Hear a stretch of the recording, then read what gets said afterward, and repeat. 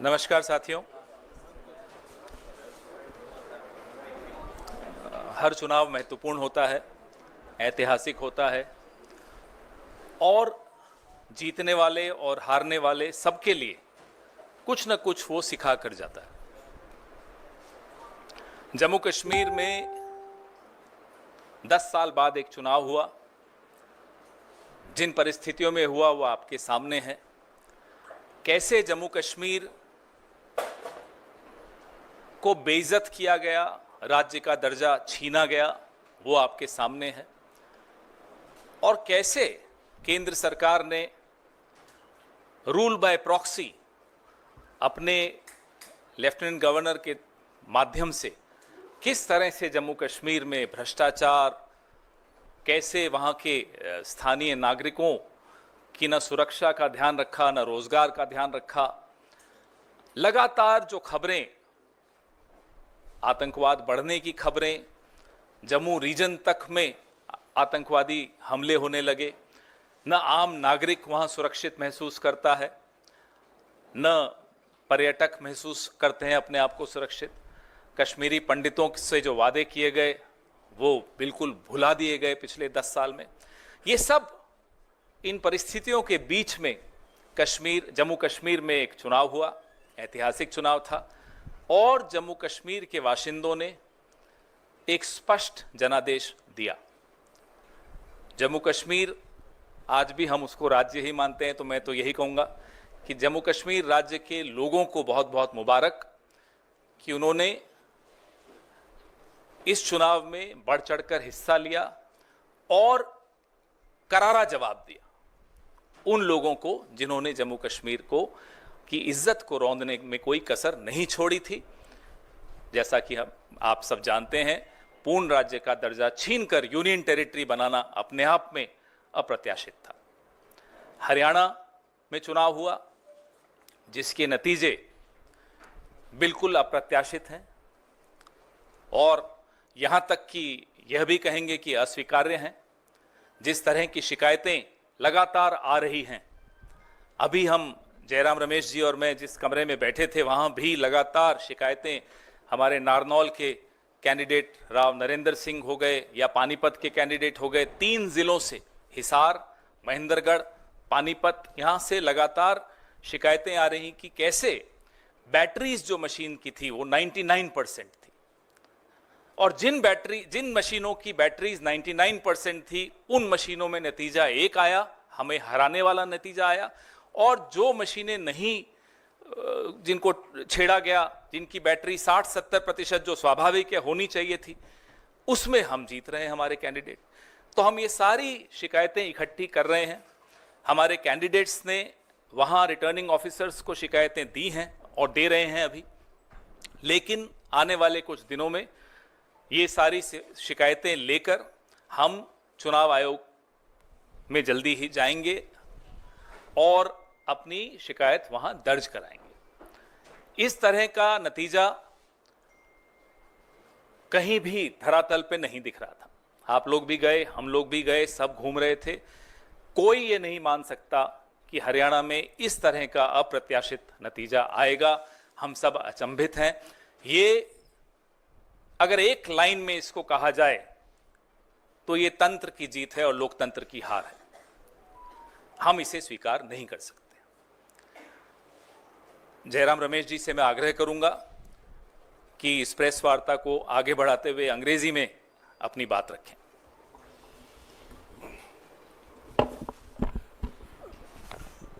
मैं सिर्फ ये बात कहूँगा कि जम्मू और कश्मीर के जनता ने स्पष्ट जनादेश दिया है नेशनल कॉन्फ्रेंस और इंडियन नेशनल कांग्रेस के गठबंधन को। भारी बहुमत से उनको जिताया है। सरकार बनेगी, साझा कार्यक्रम होगा और पूरा प्रयास किया जाएगा। हम पीछे नहीं हटेंगे। इस गठबंधन सरकार की प्राथमिकता यूटी को फिर से पूरे राज्य का दर्जा मिलना ज़रूरी है और यही प्राथमिकता होगी।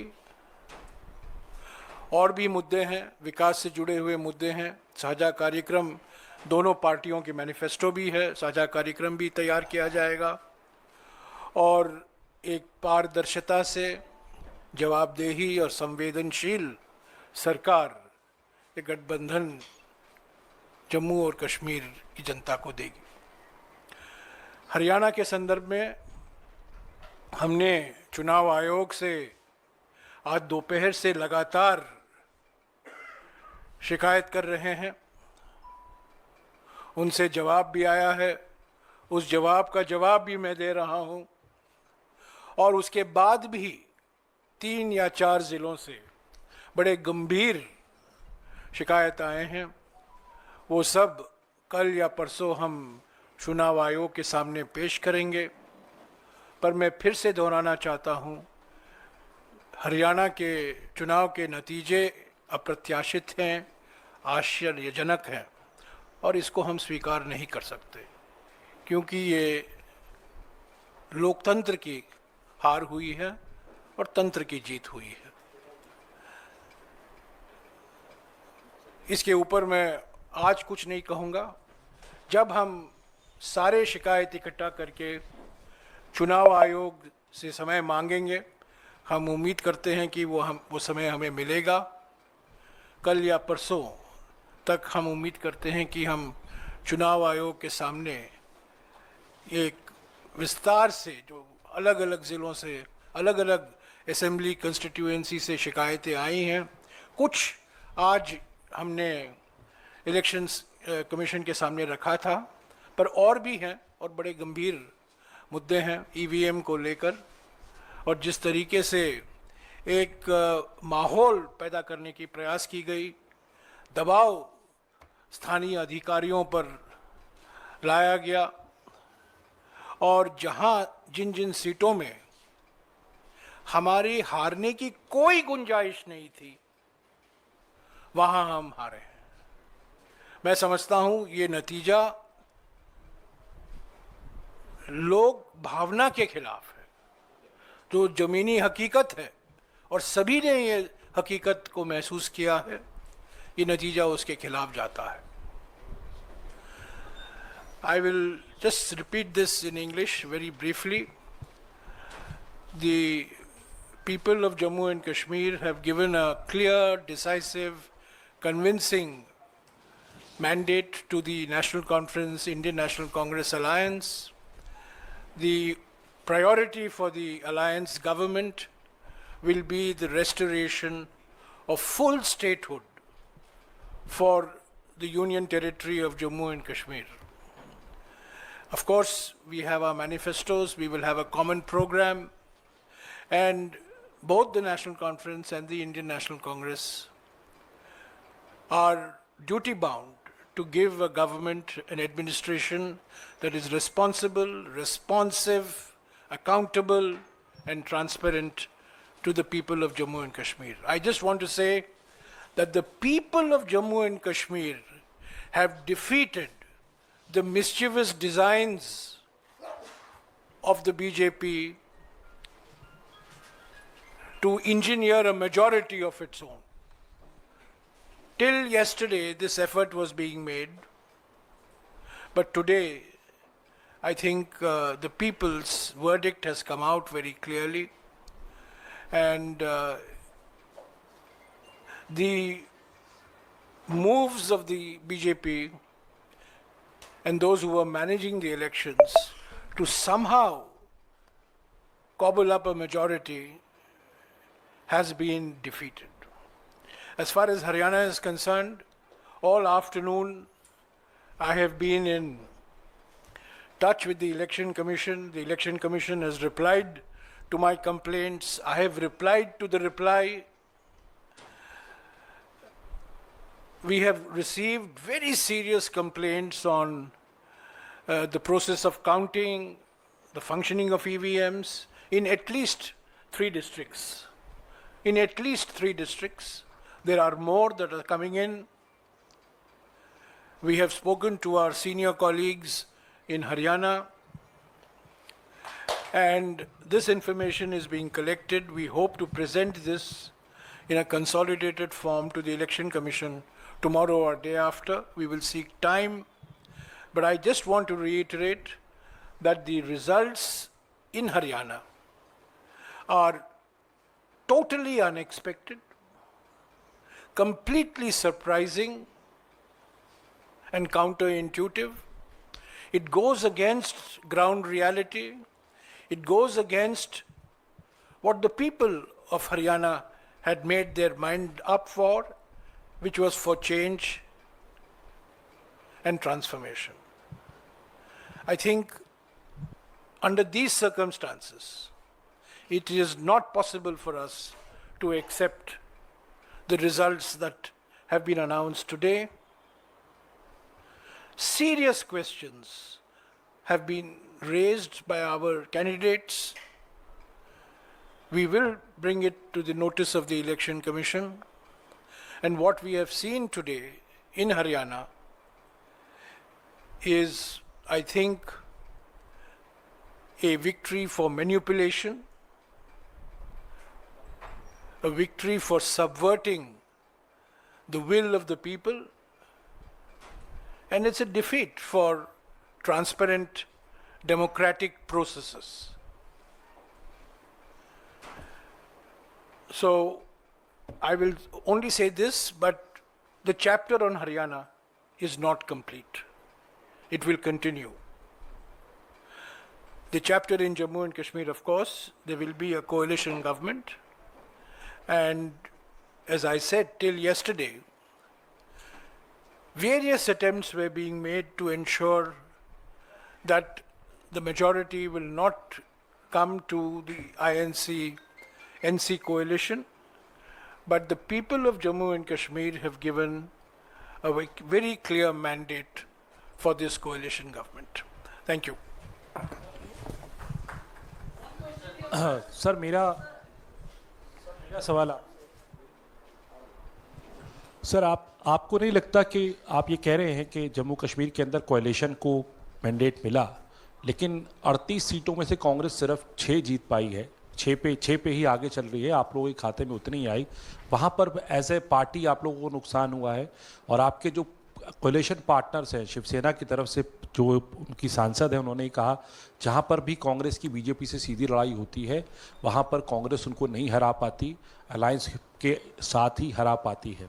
और हरियाणा में आपको लगता नहीं कि इन फाइटिंग का नुकसान हुआ? 16 आपके सिटिंग विधायक जो है वो चुनाव हारे हैं, उस पर क्या कहेंगे आप? हरियाणा के बारे में जो कुछ हमें विश्लेषण करना है ज़रूर हम करेंगे, पर पहली बात हमें इलेक्शन कमीशन तक जो शिकायतें आ रही हैं अलग अलग ज़िलों से वो पहुंचाना है। हमने क्या किया, क्या नहीं किया, गलती कहाँ हुई, इसका विश्लेषण ज़रूर होगा, इस पर चिंतन ज़रूर होगा, बहस ज़रूर होगी, एक समिति का भी गठन होगा, ये प्रथा रहा है कांग्रेस पार्टी में, और सबसे बातचीत करके ही ये विश्लेषण होगा। पर अभी विश्लेषण का वक्त नहीं है। अभी सबसे महत्वपूर्ण बात ये है कि हमसे जीत छीना गया है, तंत्रों का दुरुइस्तेमाल हुआ है, दुरुपयोग हुआ है, और लोगों की जो भावना थी और सब ने ये महसूस किया कि ज़मीनी हकीकत बदलाव के पक्ष में था, परिवर्तन के पक्ष में था, और आज वो परिणाम जो आया है उसको नहीं दर्शाता। तो प्राथमिकता हमारे लिए ये है, विश्लेषण ज़रूर होगा। जम्मू के बारे में जो आपने सवाल किया, मैं स्वीकारता हूँ कि हमारा प्रदर्शन जम्मू में और बेहतर होना चाहिए था। इसके भी कुछ कारण हैं, उस पर भी चिंतन होगा, विचार विमर्श ज़रूर होगा। पर महाराष्ट्र में मैं याद दिलाना चाहता हूँ कि लोकसभा चुनाव में कांग्रेस पार्टी पहले स्थान पर थी, और गठबंधन का एक धर्म होता है, जो हमारे आपस की बात होती है हम एक दूसरे से बोलते हैं, मीडिया के द्वारा हम नहीं बोलते। है दोस्तों, इस तरह की वीडियो देखने के लिए हमारे चैनल को लाइक एंड सब्सक्राइब कर दो और बेल आइकन दबाना मत भूलो। हम गठबंधन में हैं महाराष्ट्र में, उस गठबंधन को मजबूत करना हमारा कर्तव्य बनता है। हम कुछ नहीं कहेंगे हमारे गठबंधन के साथी दलों के बारे में, पर जो चुनाव के नतीजे आए हैं हरियाणा को लेकर, उस पर कई सवाल, गंभीर सवाल उठे हैं। उसको आगे ले चलना ईसी तक और इसी के साथ बात करना हमारा फ़र्ज़ बनता है। अगले 2-3 दिन में हम वो करेंगे और जम्मू और कश्मीर में शीघ्र ही हम उम्मीद करते हैं कि एनसी और आईएनसी गठबंधन सरकार बनेगी, एक साझा कार्यक्रम तैयार किया जाएगा और जो जनता की उम्मीदें हैं उसको पूरा करने की पूरा प्रयास करेंगे। और उसमें पहले स्थान पर जम्मू और कश्मीर को पूर्ण राज्य का दर्जा वापस लौटाना है। इसके लिए एनसी भी वचनबद्ध है और इंडियन नेशनल कांग्रेस भी वचनबद्ध है। इधर पवन ने जो कहा कि जम्मू कश्मीर में जो जो आपने फैक्टर्स गिनाए वो सब सही थे, उसके बावजूद एक लग रहा था कि आपकी clear road ahead to victory है जम्मू में, जहां पर बीजेपी बहुत डाउन एंड आउट थी। क्या ये सच है कि जो रिपोर्ट्स वहाँ से आ रही हैं कि आपका पार्टी यूनिट, आपके लीडर्स, यहाँ तक कि आपका general secretary incharge of Jammu Kashmir completely compromise थे और उन्होंने बीजेपी से सकम करके, कॉम्प्रोमाइज करके ये हार आपके हाथ में दी है? क्योंकि 6 सीट में ये अभी आगे हैं और कितना गिरेगी पता नहीं, या ऊपर होगी, पर ये जो सिचुएशन है, जो आपने बीजेपी को विक्ट्री दी है जम्मू में, ये आपकी पार्टी के लोगों ने दी है। क्या इसे आप एग्री करेंगे? जैसा कि मैंने कहा, जीतें या हारें, उस पर तुरंत प्रतिक्रिया देना ना केवल गलत होता है, वो प्रतिक्रिया सही भी नहीं होती। बिना विश्लेषण के, बिना सबसे इनपुट लिए, बिना सब कार्यकर्ताओं से बैठक करके उनके विचार जाने, मैं नहीं मानता कि इस तरह की किसी प्रतिक्रिया पर हम कोई मोहर लगा सकते हैं। सर, अरे पूछ लीजिए।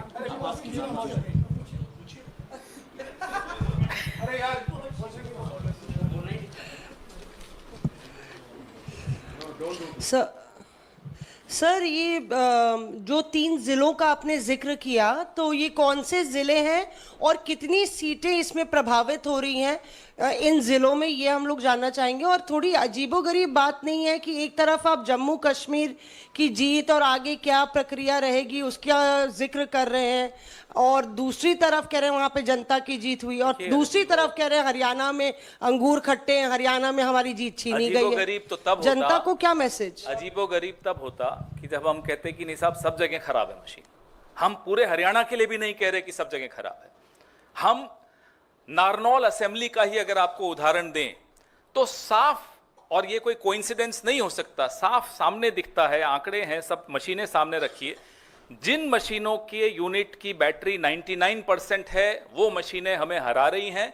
जिनकी बैटरी, और स्वाभाविक रूप से बैटरी कम होती है, 60-70% पे आई है, उसमें हम जीत रहे हैं। तो ये एक संयोग नहीं हो सकता। ना केवल नारनौल में ये बात है, पानीपत में ये बात है। आपने बोला कौन कौन से जिले, हिसार, महेंद्रगढ़, पानीपत, ये 3 में तो है, और बाकी जगहों से भी छुटपुट ऐसी शिकायतें आनी शुरू हुई हैं। रात तक जितनी भी शिकायतें इकट्ठी होंगी, कल तक जितनी इकट्ठी होंगी, फिर जैसा कि जयराम रमेश जी ने कहा, हम चुनाव आयोग तक जाएंगे।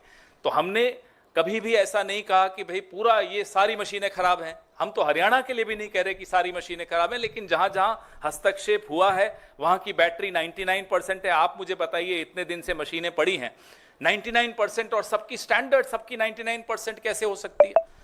और जिनको नहीं छेड़ा गया उसमें कोई 60% है, कोई 70%। और ऐसा नहीं कि शिकायत दोपहर को हुई हो, मशीनें खुलने के वक्त ही हमारे कैंडिडेट ने शिकायत की थी, तब तो कोई रिजल्ट नहीं आया था।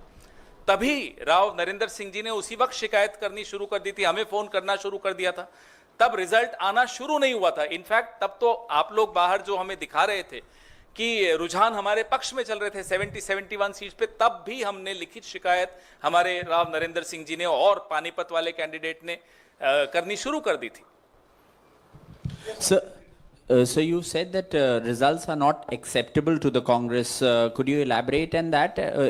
And what are the, apart from approaching the EC, will you also take legal recourse? What do you exactly mean when you say that it is not acceptable to you? Well, in response to जो मौसमी ने सवाल किया था, कितने सीटों का सवाल है, हमारा अनुमान है कि 12-14 सीटें ऐसे हैं जहां गंभीर, इससे भी ज़्यादा हो सकती हैं, पर पहला लिस्ट जो हमने तैयार किया है 12 या 14 सीटें ऐसे हैं जहां गंभीर सवाल उठाए गए हैं उम्मीदवारों द्वारा। तो ये कल ही बता पाएंगे फाइनल कितने सीटें हैं, पर आज मैं बता सकता हूं 12 से 14 सीटें पर गंभीर सवाल उठते हैं। The reason why, we are not accepting it is because not only is it surprising, not only is it unexpected, but there are serious issues that have been raised on the integrity of the counting process, of the functioning of the EVMs, in at least 4 districts, as my colleague has already identified, in which about 12 to 14 constituencies are involved. It could be more. We will have the final list tomorrow. We'll share it with you. We will be going to the Election Commission. Election Commission is our first stop. We have to go to the Election Commission. It's a constitutional body. It's an independent body. We expect it to function constitutionally and independently. And so we will be seeking time from them. We hope to get time from them. We hope to submit our list of detailed complaints to them. And then afterwards, whatever is required to be done will be done. But as of today, we cannot accept the fact that the results reflect the proper functioning of our democratic system. There are serious questions on the integrity of the instruments of the system, namely the EVM, and also the extraordinary pressure that has been brought to bear on local administration officials. Remember, Haryana has been a double-engine government, so it's a double-engine pressure. It's a pressure from the state government and a pressure from the union government as well. So there was an environment in which people have lost by 200 votes, 300 votes, 50 votes. People who were leading, who had healthy leading margins, have ended up losing by 100, 200, 250 votes. This can be explained only by manipulation and pressure.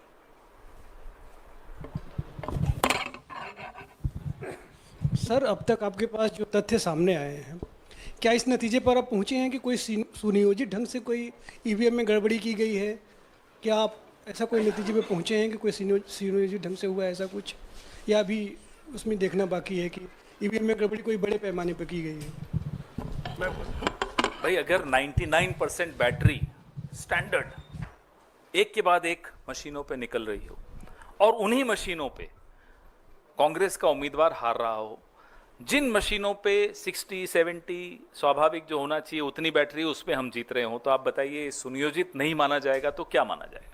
ये नतीजे सवाल खड़े करते हैं और इन सवालों को ढूंढना हम सबका राजधर्म है। हम सबको इस लोकतंत्र को बचाने के लिए इन सवालों का जवाब ढूंढना चाहिए, आपको भी और हमको भी। आप समझे, ये साजिश समझे, जहां 99% बैटरी है वहां बीजेपी की जीत होती है, और जहां 70% के नीचे बैटरी है वहां कांग्रेस की जीत होती है। ये संयंत्र नहीं है तो और क्या है?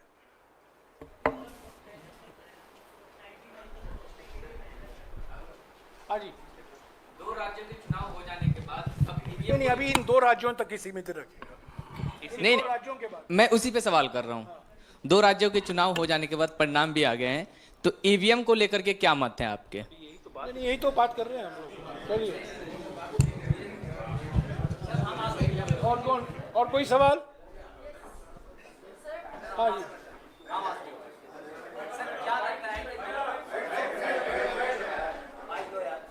बोल दो, आवाज आ रही है। सर, क्या लगता है कि 2 दिन 2.5 दिन का जो मतलब इन्वेस्टिगेशन होगा उससे कुछ निकल के सामने आएगा? हमारा जो काम है और जो कर्तव्य है, चुनाव आयोग के दरवाजे पे दस्तक देना और तेज दस्तक देना ताकि आवाज आप सब तक पहुंचे, और उसके बाद जिम्मेदारी चुनाव आयोग की है इस लोकतंत्र को जीवित रखने की। आपने सुना होगा, कर्मण्येवाधिकारस्ते मा फलेषु कदाचन। हम अपना कर्म निभा रहे हैं, अपना धर्म निभा रहे हैं। शिकायत करना हमारा फर्ज बनता है और हमारा लोकतांत्रिक अधिकार भी बनता है। जो हमने देखा है 99% बैटरी, 65% बैटरी, ये सब मैं समझता हूँ काफ़ी आश्चर्यजनक बातें निकल कर आई हैं हरियाणा के चुनाव के संदर्भ में। और मैं फिर दोहराना चाहता हूँ, ये आश्चर्यजनक नतीजे हैं, अप्रत्याशित नतीजे हैं और लोगों की भावना के खिलाफ ये नतीजे हैं। जो माहौल था, जो ज़मीनी हकीकत था, उस माहौल के खिलाफ है। मैं समझता हूँ बीजेपी भी नहीं उम्मीद करती थी कि वो हरियाणा जीतने वाले हैं। जितवाया गया, जीते नहीं, जितवाया गया। हाँ Sir, talking about Jammu Kashmir, one thing that has been the constant demand of National Conference is the restoration of Article 370. What will the Congress stand beyond that? Will the Congress support over there? Because the mandate that has come, it has come specifically for the National Conference, and this is one of their demands. So what will the Congress stand beyond Article 370 now? For the Indian National Congress and an alliance with the National Congress. The political atmosphere in J&K was transformed after the Bharat Jodo Yatra. And that transformation had an effect on all political parties which were seen to be aligned with the Indian National Congress. So let's not underestimate the importance of the role of the Indian National Congress. The National Conference has scored a handsome victory. And we congratulate the National Congress. They are our ally. But to say that the Indian National Congress has not had a role in the transformation in the political environment in J&K in the last 2 years flies in the face of reality. The Bharat Jodo Yatra was a transformational movement as far as the politics of J&K is concerned. We should never minimize or underestimate the achievement of Mr. Rahul Gandhi in Jammu and Kashmir particularly, both in Jammu as well as in Kashmir. Our priority, you asked the question, our priority immediately, Mr. Gandhi has already said this in his election campaign, the Congress president has said it in his election campaign. Our immediate priority is to restore full statehood to Jammu and Kashmir. It was downgraded to the status of a UT 5 years ago. It's never happened before in Indian history. It should not happen. But restoration of full statehood status and giving a democratically elected chief minister and his council of ministers full constitutional authority is our priority. We don't want an alliance government to be at the beck and call of the LG. The LG cannot run Jammu and Kashmir anymore. Jammu and Kashmir has to be run by this democratically elected government.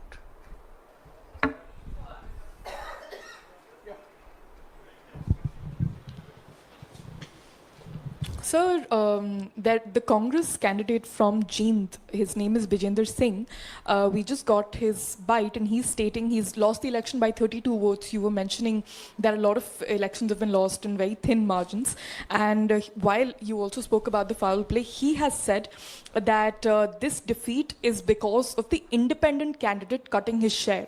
So that does... There could be different reasons in different areas. What the complaints that we've got and that we are getting are from 3 districts primarily. And then when we compile those complaints, we'll take them to the Election Commission. As I said, one size doesn't fit all. Different constituencies have different reasons for their victories or defeats. हाँ जी।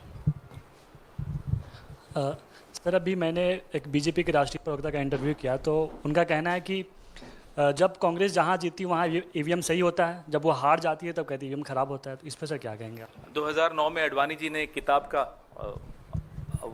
Release की थी, launch की थी, जो GVL Narasimha ने लिखी थी EVMs के खिलाफ, और उसमें पूरा टेक्निकली समझाया था कि ईवीएम्स कैसे गलत हैं। तो उनको कहिए पहले 2014 का रिजल्ट को ठुकराएं, रिजेक्ट करें, 19 को रिजेक्ट करें, फिर हमसे बहस करें आकर।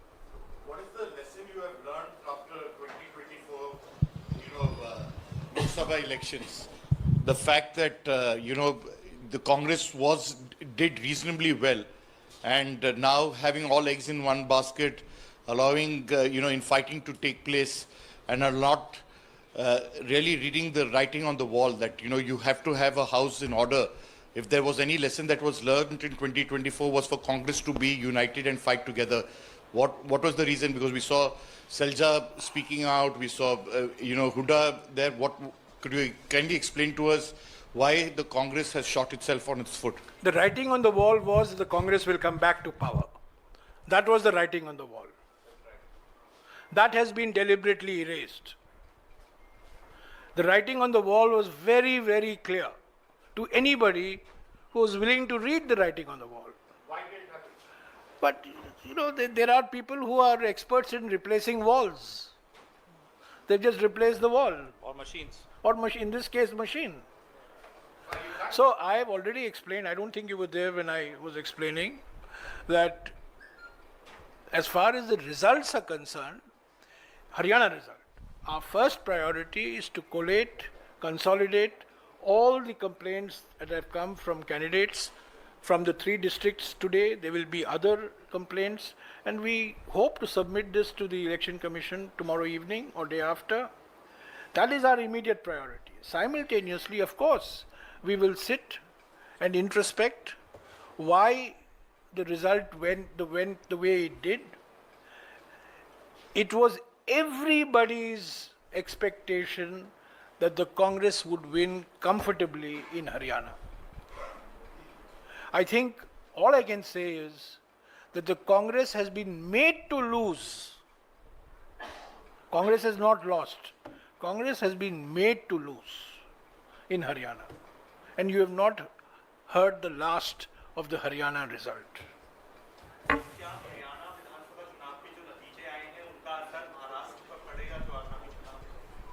लोकसभा में हरियाणा में आपने देखा हमारी कैसी अच्छी परफॉर्मेंस रही।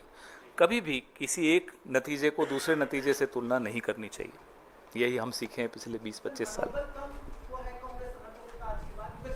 बिल्कुल नहीं, जोश बढ़ गया है। हमारे कार्यकर्ताओं में रोष भी है, गुस्सा भी है, और हमारे समर्थकों में भी पूरा रोष है। अगर कोई ये सोच लेता है कि हमारे हाथ से जीत छीन सकता है, तो आने वाले चुनाव में उसको जवाब मिलेगा। Thank you.